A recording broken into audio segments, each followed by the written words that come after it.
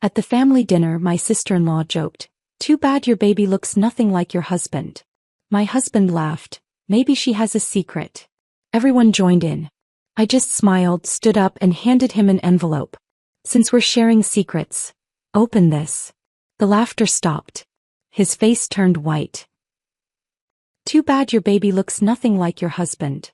Daisy's words sliced through the warm evening air like a blade through silk. The dining room, moments before filled with the comfortable chatter of family dinner, suddenly felt arctic. Every conversation stopped. Every fork paused midair. Even the grandfather clock in the hallway seemed to hold its breath. I had spent 7 days preparing for this dinner.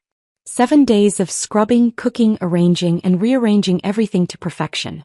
The pot roast had been slow cooking for 8 hours, seasoned with herbs from my own garden. Our best china, the Waterford set we'd received as a wedding gift, gleamed under the chandelier. I'd even driven to 3 different flower shops to find the perfect autumn arrangement for the centerpiece. Why? Because after 3 years of marriage, I was still desperately trying to prove myself worthy of being Jared's wife to his family. Still trying to show them I wasn't just some girl their golden boy had settled for, but someone who could elevate their family name. The irony wasn't lost on me now, sitting there with Daisy's cruel words echoing in my ears. She sat across from me, her perfectly manicured fingers wrapped around her wine glass, that smirk playing on her lips like she'd just delivered the punchline to the world's funniest joke. Daisy had always been jealous of me, I knew that. Jared's younger sister had been the family princess until I came along, and she'd never quite forgiven me for stealing even a fraction of the spotlight. But this was different. This wasn't just sisterly competition. This was calculated cruelty designed to humiliate me in front of everyone who mattered. I turned to Jared, my heart hammering against my ribs, expecting, no, needing, him to defend me. To defend us. To stand up and tell his sister that her comment was completely inappropriate and hurtful. That George was beautiful and perfect and absolutely, undeniably his son. Instead, my husband, the man who had promised to honor and protect me, let out that nervous laugh. That awful, weak chuckle he always made when he wanted to fit in with his family instead of standing up for what was right. "Maybe Olivia has a secret," he said, and I felt something inside me shatter like crystal hitting concrete. The betrayal was instant and complete. Not because of what he said, but because of what he didn't say. He didn't defend me. He didn't defend our son. He threw me to the wolves to earn a few cheap laughs from people who would never truly accept me anyway. The laughter that followed was like acid in my veins. His mother, Patricia, who had insisted I call her mom but always said it with a slight hesitation, actually giggled behind her napkin. His father, usually so stern and proper, was chuckling into his whiskey. Even his cousin Rebecca, who I'd thought liked me, covered her mouth with her hand, her eyes sparkling with the kind of malicious delight that comes from witnessing someone else's downfall. But it was Maria's reaction that hurt almost as much as Jared's betrayal. Our housekeeper, who had been with us since George was born, who had seen me cry from exhaustion during those first sleepless months, who knew how much I loved my son. Even she froze in the doorway with the dessert plates, her kind eyes wide with shock and something that looked dangerously close to pity. I could hear George's soft breathing through the baby monitor on the side table. My beautiful, innocent 10-month-old son was sleeping peacefully upstairs while the adults he should be able to trust were destroying his mother's reputation downstairs. He had no idea that his legitimacy was being questioned, that his very existence was being treated like a punchline. The worst part, the part that made my stomach churn with a mixture of rage and heartbreak, was that this wasn't the first time Jared had questioned George's parentage. From the moment our son had been placed in my arms at the hospital, Jared had been planting seeds of doubt like a farmer preparing a toxic harvest. "His nose looks too sharp for our family," he'd whispered one evening when he thought I was asleep, studying our newborn son's face like he was searching for evidence of my infidelity. "Are you sure about the timing?" he'd asked me just last month, pretending it was casual conversation while we watched George play with his blocks. But I'd caught the calculation in his eyes, the way he was mentally counting backwards from George's birth date. I'd seen him staring at our son during bath time, during feeding time, during those precious quiet moments when George would babble and reach for his father's face. Instead of love and wonder in Jared's expression, I'd seen confusion, suspicion, and something that looked disturbingly like disappointment. Each incident had been small enough to dismiss, private enough to pretend it hadn't happened. I told myself he was just adjusting to fatherhood, that new dads sometimes felt disconnected from their babies. I'd made excuses for him the way wives do when they're not ready to face the truth about their marriages. But this dinner, this public humiliation in front of people whose approval I'd been desperately seeking for years, was the line I couldn't pretend he hadn't crossed. I looked around the table, taking in each face. Patricia was still smiling, that cold, satisfied smile she got when she felt superior to someone. Robert was reaching for the wine bottle, completely comfortable with what had just transpired. Rebecca was whispering something to her husband, probably already planning how she'd share this gossip with the rest of the extended family. And Jared, my husband, my partner, the father of my child, was avoiding my eyes entirely, suddenly fascinated by the pattern on his dinner plate. The silence stretched between us like a chasm. They were all waiting for my reaction, probably expecting tears or protestations or maybe even a dramatic exit. They wanted a scene. They wanted me to break down so they could comfort each other about poor Jared being married to such an unstable woman. Instead, something crystallized inside me.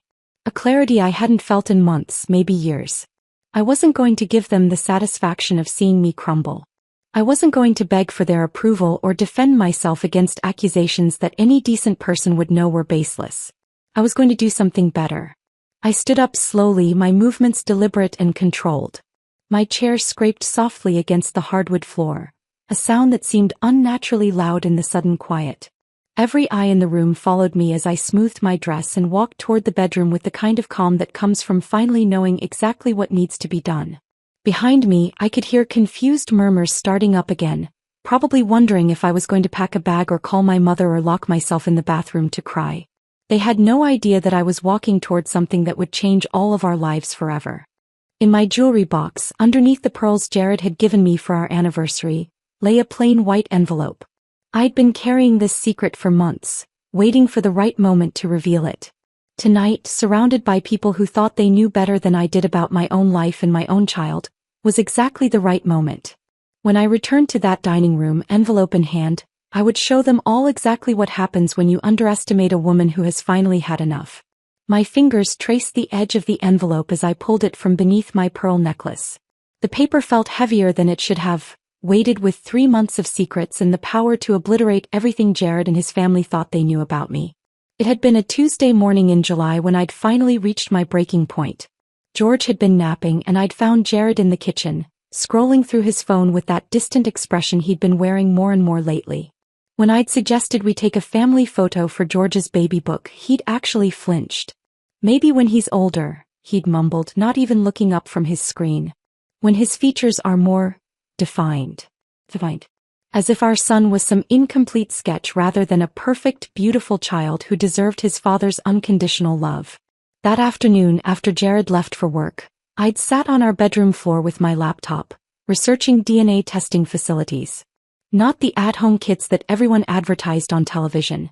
Those felt too casual, too unreliable for something this important. I needed clinical accuracy, professional documentation, irrefutable proof. The drive to Riverside Genetics took exactly 43 minutes. I'd chosen them specifically because they were far enough from our neighborhood that I wouldn't risk running into anyone we knew. The building was sterile and anonymous, tucked between a dental office and a tax preparation service in a strip mall that could have been anywhere in America. Dr. Martinez had kind eyes behind wire-rimmed glasses, but her expression grew serious when I explained what I needed. She was probably in her 50s, with graying temples and the patient demeanor of someone who'd heard every family secret imaginable. "Are you sure about this?" she'd asked, her voice gentle but firm. "These tests can have consequences beyond just answers. Sometimes the truth creates more problems than the uncertainty." I'd considered her warning for exactly 3 seconds before nodding. "I need to know." The sample collection had felt surreal, like I was gathering evidence for a crime I hadn't committed. George's hair came from his little brush, golden strands so fine they almost floated away when I breathed too close. I'd wrapped them carefully in a clean tissue, my hands shaking slightly as I sealed them in the provided container.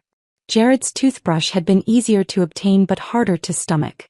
Standing in our bathroom at 5 in the morning, carefully scraping bristles into a plastic bag, I'd felt like a stranger in my own home. This was what my marriage had become, covert operations and secret investigations instead of trust and communication. The laboratory's waiting room had been nearly empty that morning, just me and an elderly man who kept checking his watch nervously. I'd filled out paperwork with steady hands, providing my contact information and selecting expedited processing. 2 weeks felt like an eternity, but standard processing took a month and I couldn't wait that long. Those 14 days had been the longest of my life. Every morning I'd wake up wondering if today would be the day the results arrived. Every evening I'd check our mailbox with my heart pounding, simultaneously hoping for and dreading the familiar logo of Riverside Genetics. Meanwhile, Jared's behavior had somehow gotten worse.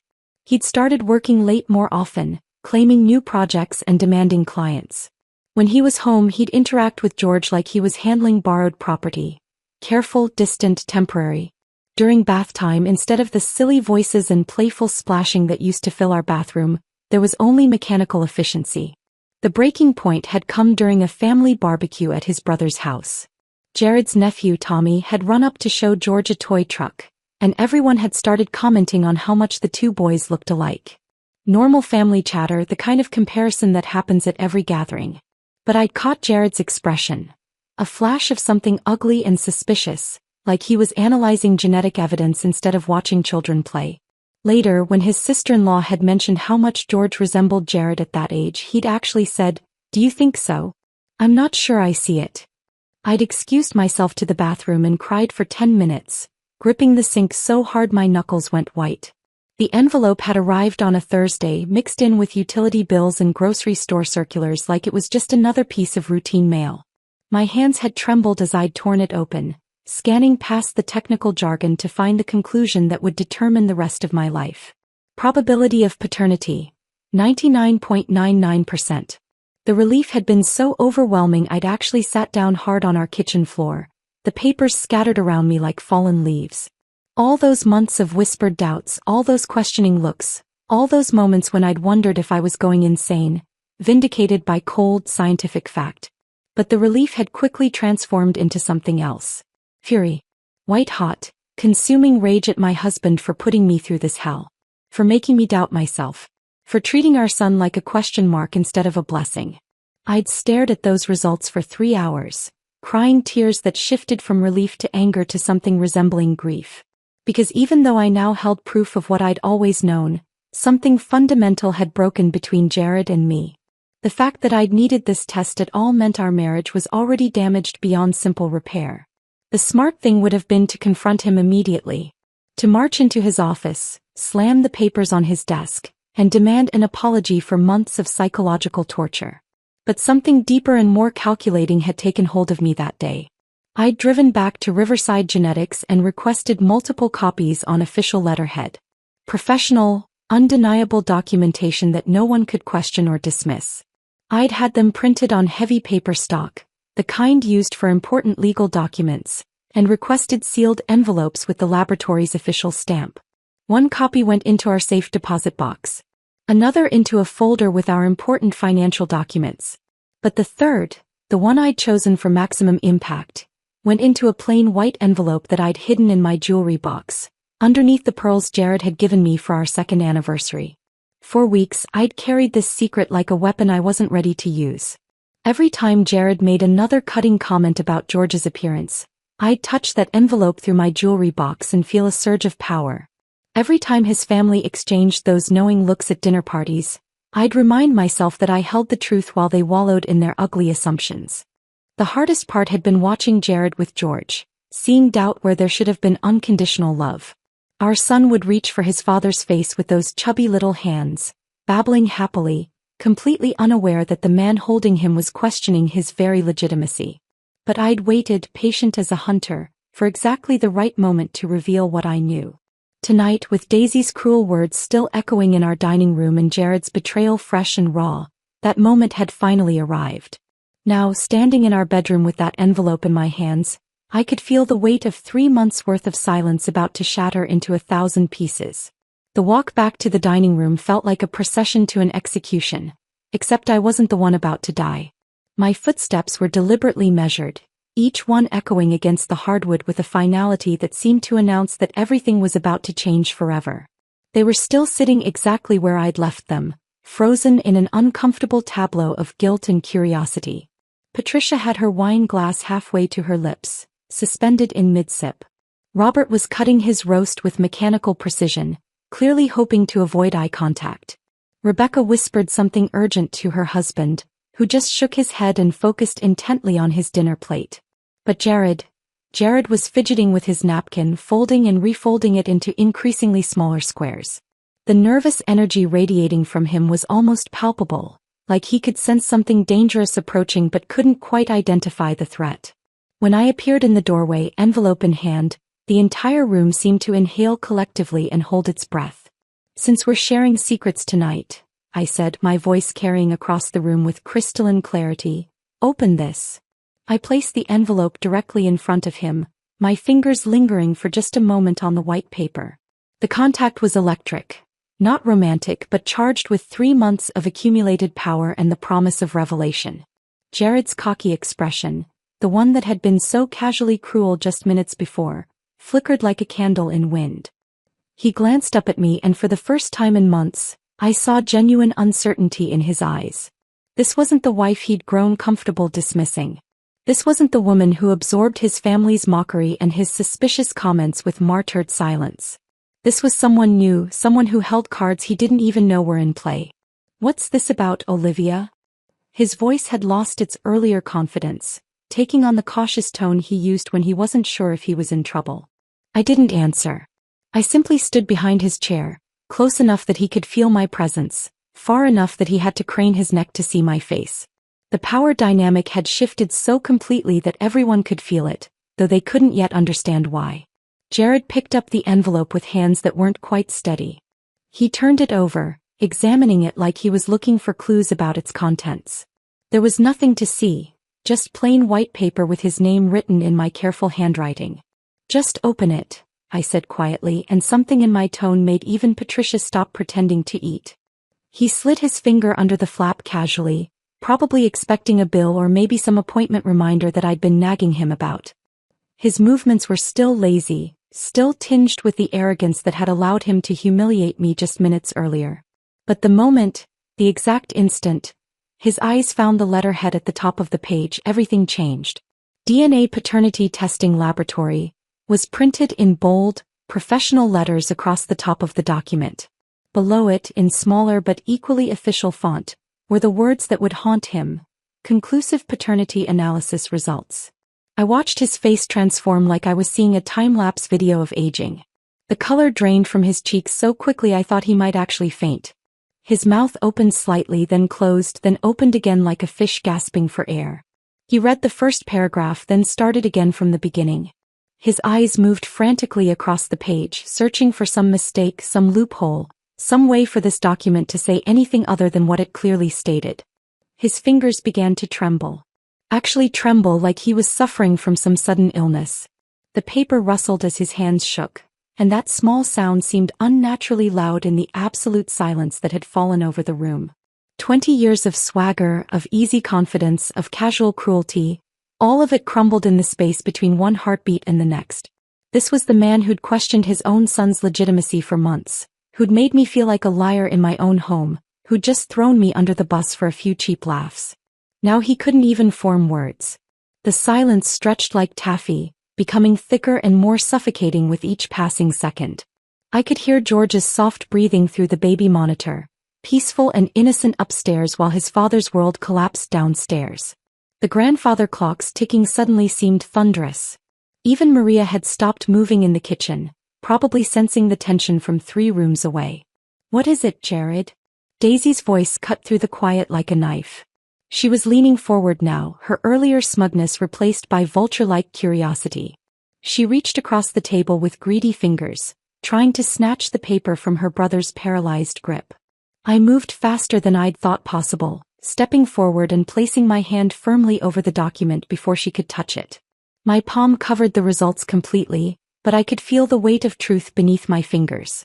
"Let your son explain what he's been accusing me of for months," I said, my voice carrying a deadly calm that made Patricia actually gasp. The words hung in the air like a curse. Everyone understood now that this wasn't just about whatever was on that paper. This was about months of hidden accusations, private suspicions, and the systematic destruction of trust in our marriage. Jared tried to speak, but only managed a strangled sound that might have been the beginning of my name. His Adam's apple bobbed as he swallowed hard, then tried again. Olivia, this isn't. He stopped, apparently realizing that every possible explanation would only make things worse. I waited. Let him struggle. Let them all watch him try to find words that didn't exist for what he'd done. Rebecca cleared her throat nervously. Maybe we should. No. I didn't raise my voice, but the single word carried enough authority to silence her immediately. We shouldn't do anything. Jared should explain to everyone why he felt the need to have his son's paternity tested in secret. Except he didn't do it in secret, did he? He just made accusations. He just planted doubts. He just made me feel like a criminal in my own home. Robert set down his fork with deliberate care, the sound of metal against china sharp and final. Jared, what is she talking about? But Jared couldn't answer. The man who had been so quick with cruel jokes and suspicious comments was now mute, staring at the proof of his own shameful behavior while his family watched him crumble. I removed my hand from the paper, letting them all see the official letterhead, letting the weight of professional documentation speak for itself. Then I walked to George's high chair, where my beautiful son was playing with his food, completely oblivious to the adult drama unfolding around him. I lifted him gently, kissing his forehead as he babbled happily and reached for my earrings with those perfect little fingers. He smelled like baby shampoo and innocence, like everything pure and good in a world that adults had made ugly with their suspicions and cruelty. When I turned back to face the table, George content in my arms, my silence was more devastating than any accusation I could have made. Because sometimes the truth doesn't need words. It just needs space to breathe. The silence shattered like glass when Jared finally found his voice, though what emerged was hardly recognizable as the confident man who'd been cracking jokes minutes earlier. Olivia, honey, it was just. He stumbled over words like a drunk trying to navigate stairs, his face cycling through expressions of panic, shame, and desperate calculation. You have to understand, it was just family banter. We were all just joking around. I bounced George gently in my arms, feeling his warm weight against my chest like armor. My son gurgled happily, reaching for the chandelier's light with chubby fingers, blissfully unaware that his legitimacy had just been proven beyond any shadow of doubt. Jokes, I repeated, tasting the word like something bitter. Is that what we're calling months of questioning your son's paternity? Jokes. The temperature in the room seemed to drop another 10 degrees. Patricia's wine glass trembled in her grip, and I watched Robert's jaw work silently as the full implications of what I'd just revealed began to sink in. Jared's hands were still shaking as he set the DNA results on the table, but he couldn't seem to stop looking at them, as if staring might somehow change what they said. You don't understand the pressure I've been under. People talk, they comment on how different he looks, and I just... What people? I cut him off, my voice sharp enough to slice steel. Your sister? Your family? The same people who just spent the evening making me feel like an outsider in my own life. Daisy, who had been uncharacteristically quiet since her failed grab for the papers, suddenly found her voice again. We were just messing around, Olivia. God, you're being so dramatic about this whole thing. But her bravado was paper-thin now, and everyone could hear it. The woman who'd delivered that cruel opening line with such poisonous confidence now sounded like she was trying to convince herself as much as everyone else. Messing around, I said, and my laugh was completely devoid of humor. You made a joke about my child's legitimacy in front of his father's entire family, and when my husband, who should have defended us, decided to pile on instead, you all laughed. That's your idea of messing around. George chose that moment to let out a delighted squeal, clapping his hands together as if applauding the performance. The sound was so innocent, so purely joyful, that it made the adult's behavior seem even more grotesque by comparison. My calmness was clearly unnerving them more than any screaming fit would have. I could see it in their faces, the way they kept glancing at each other, waiting for me to break down, to give them the emotional explosion that would let them dismiss me as unstable or overreacting. Instead, I just stood there holding my son, letting the truth do all the heavy lifting. It was Robert who broke first. Jared's father, a man who'd built a successful construction business through sheer stubborn pride and who I'd never once heard admit he was wrong about anything, looked directly at me with something that might have been respect. I owe you an apology, Olivia. His voice was gruff but sincere. What happened here tonight was completely inappropriate. You deserved better from all of us, especially from my son. The words hit the room like a thunderclap. Patricia's hand flew to her throat and I saw tears actually forming in her eyes. Genuine tears, not the crocodile variety she'd deployed at various family gatherings when she wanted sympathy. "Oh, sweetheart," she whispered, reaching across the table toward me with trembling fingers. "I'm so sorry. We never should have. Jared never told us he was having these doubts, and we certainly never should have participated in that awful joke." Even Rebecca, who'd been whispering and giggling behind her hand just minutes earlier, looked mortified. She kept glancing between her dinner plate and my face, clearly wishing she could disappear entirely. "I think I should probably call an Uber," she mumbled to her husband, who nodded eagerly. But it was Daisy's reaction that surprised me most. The woman who'd started this whole mess, who'd delivered that opening blow with such calculated cruelty, was now staring at me with something that looked almost like fear. "You planned this," she said suddenly, her voice high and accusing. "You knew exactly what you were doing when you brought that envelope down here." I shifted George to my other hip and smiled, really smiled, for the first time all evening. "You're absolutely right. I did plan this. Just like you planned that little comment about George not looking like his father. The difference is my plan was based on truth." Daisy's face flushed red, then pale, then red again. She pushed back from the table so violently that her chair scraped against the floor with a sound like fingernails on a chalkboard. "This is ridiculous. I'm not sitting here and listening to this anymore." She grabbed her purse from the side table, but I caught the flash of embarrassment in her eyes before she could hide it behind righteous indignation. "No one's forcing you to stay," I said mildly. "But before you go, maybe you should think about why you felt the need to make that comment in the first place. Was it really about George's appearance, or was it about something else entirely?" She froze halfway to the door, and for a moment I thought she might actually engage with the question. But Daisy had never been one for self-reflection. "You're impossible," she spat and stormed out, her heels clicking angrily against the hardwood until the front door slammed behind her. The silence that followed her exit was different from the earlier tension.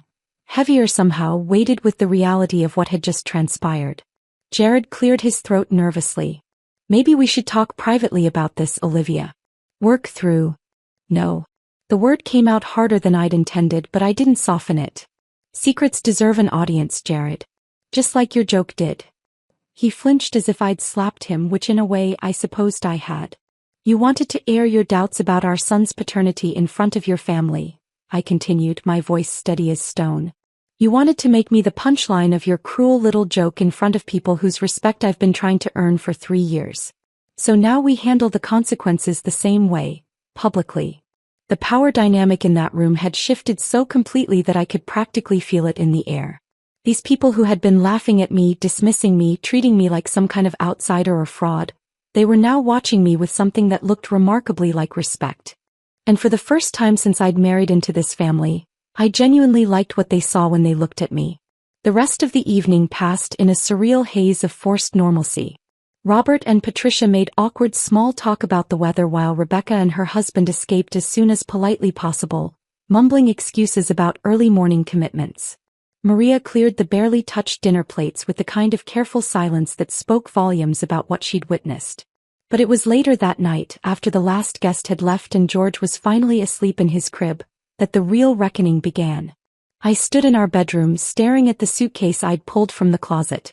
It wasn't a large bag, just the navy blue overnight case I'd bought for weekend trips before George was born. But something about seeing it open on our bed, waiting to be filled, felt monumental. Jared appeared in the doorway like a ghost, his face still pale from the evening's revelations. He watched me fold a sweater with methodical precision, each crease sharp and deliberate. "What are you doing?" His voice was barely above a whisper, as if speaking too loudly might shatter whatever fragile peace we'd managed to construct. "Packing." I didn't look up from the dresser drawer, my hands steady as I selected undergarments and nightclothes. "I need some space to think." "You're leaving."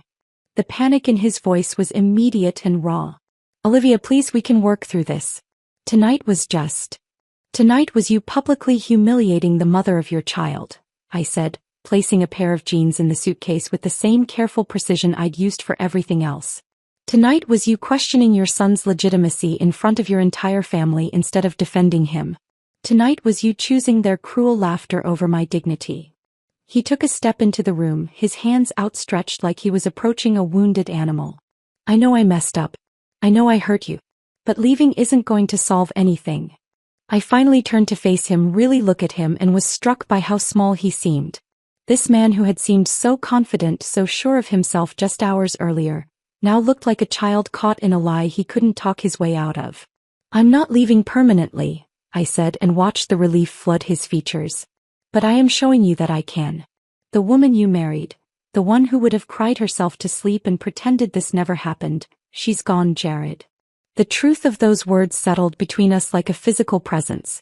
Something fundamental had shifted in that dining room, and we both knew there was no going back to who we'd been before.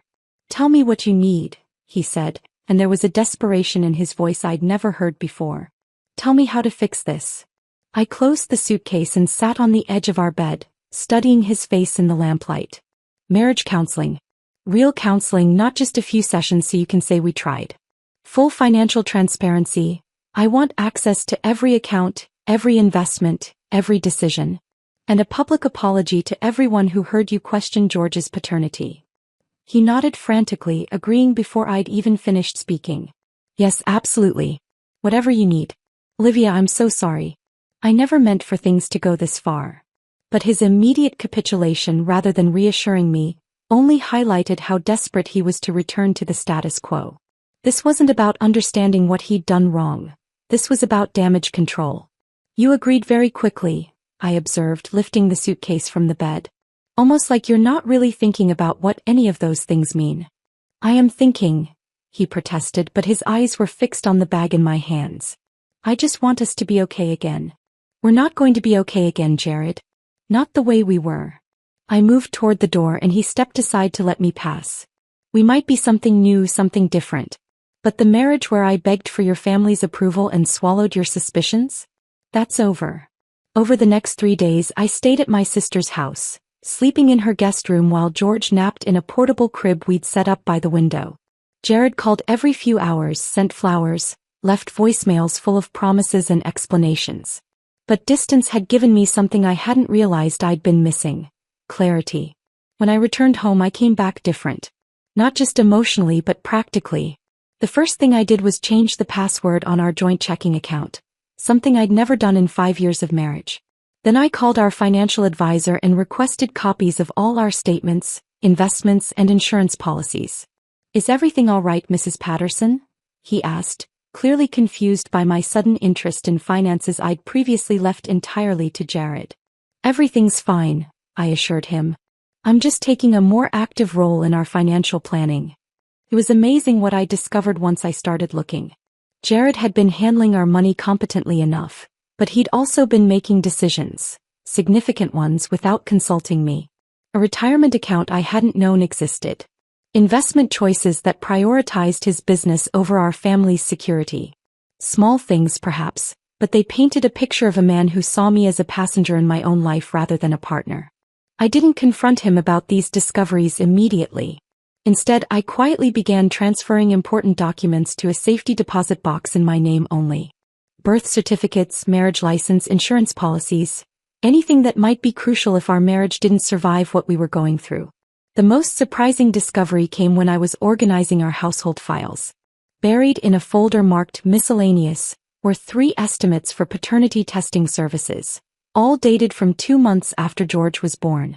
Jared had been researching DNA tests almost from the beginning, but had never followed through. Until I did it for him. I sat in our home office staring at those crumpled estimates, and felt the last piece of my old self crack and fall away. The woman who had trusted blindly, who had assumed her husband's love meant he believed in her completely, was truly gone. In her place was someone harder, more calculating, but also more honest.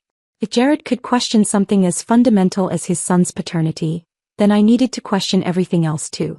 Our finances, our future, our compatibility, nothing could be taken on faith anymore. That evening, when Jared found me reorganizing our important papers, he tried to make light of it. Spring cleaning a little early this year?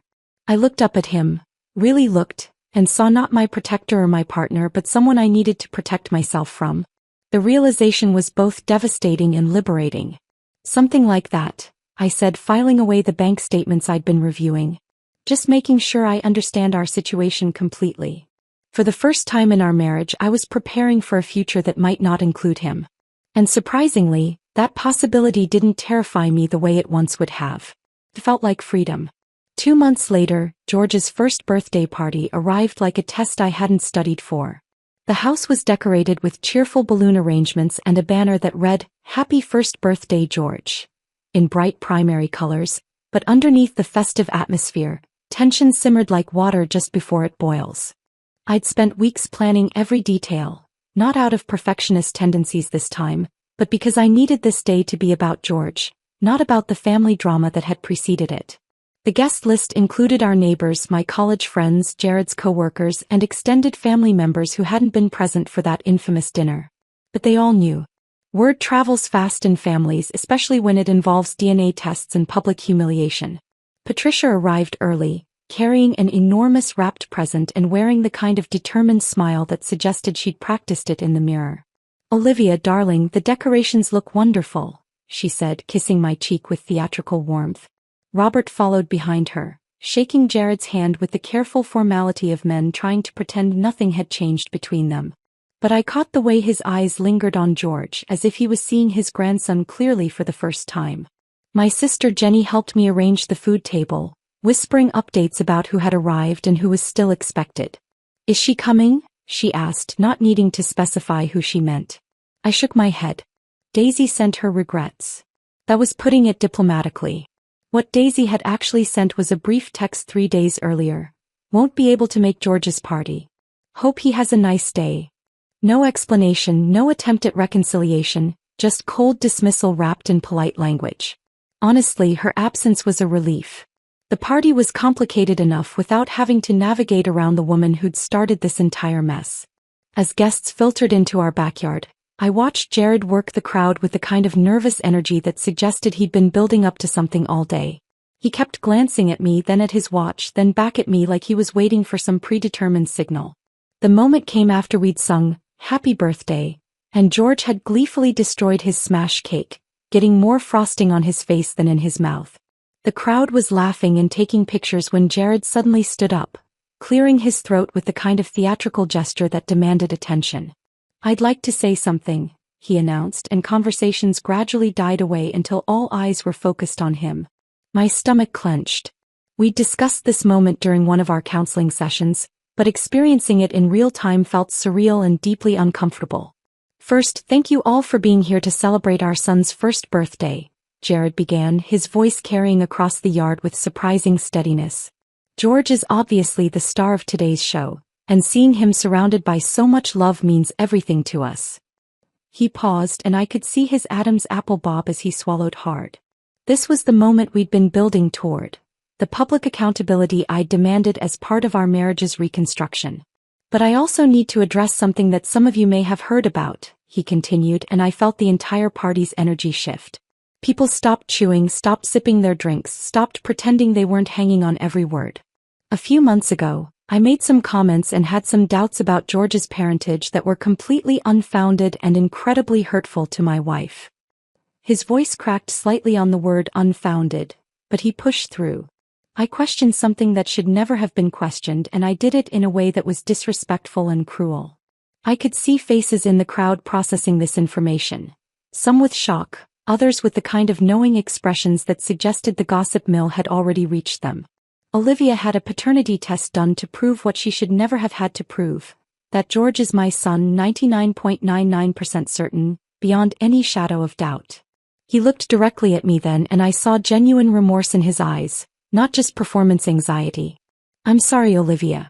I'm sorry for doubting you, for hurting you, and for making you feel like you had to defend yourself against accusations that should never have been made." The silence that followed was profound and uncomfortable. Our neighbor Mrs. Chin looked genuinely shocked. My friend Sarah was staring at Jared like he'd grown a second head. Even George seemed to sense the gravity of the moment, sitting quietly in his high chair with frosting-covered fingers. It should have felt like vindication. Like justice. like the victory I'd been unconsciously seeking since that horrible dinner 2 months ago. Instead, it felt profoundly sad. Sad that we'd reached this point. Sad that my son's first birthday party had become the venue for his father's public penance. Sad that proof of love now required laboratory documentation and formal apologies delivered to audiences of neighbors and relatives. The applause that followed Jared's speech was polite but subdued, the kind of acknowledgement you give someone who's confessed to something embarrassing rather than someone who's done something admirable. As conversations gradually resumed and the party returned to something resembling normalcy, I found myself standing alone by the dessert table, watching George laugh as my father helped him chase soap bubbles across the grass. "That must have been difficult for you both," said a voice behind me. I turned to find Dr. Martinez, our marriage counselor, whom I'd impulsively invited the week before. "More difficult than I expected," I admitted. "I thought it would feel like closure, but mostly it just feels necessary but insufficient," she suggested gently.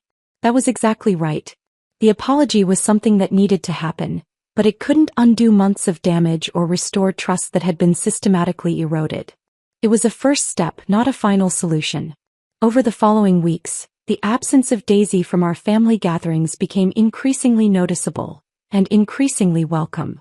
Without her particular brand of toxic commentary, dinners at Robert and Patricia's house were actually pleasant. Conversations focused on normal family topics instead of thinly veiled criticisms and competitive jibes. I'd received one text from her about a month after the party, during what would have been our regular family Sunday dinner. "Hope everyone's doing well. Miss seeing George grow up." I'd stared at that message for a long time, thumb hovering over the reply button, considering various responses ranging from diplomatic to devastating. In the end, I'd simply deleted it without responding. Some bridges once burned should be allowed to turn to ash. The truth was, her absence had revealed how much of my family's stress had been centered around managing her jealousy and cruelty. Without that constant undercurrent of competition and criticism, I could actually enjoy spending time with Jared's parents, who turned out to be decent people when they weren't being influenced by their daughter's poison. But the most significant change wasn't in our family dynamics. It was in me. I'd stopped waiting for validation that might never come.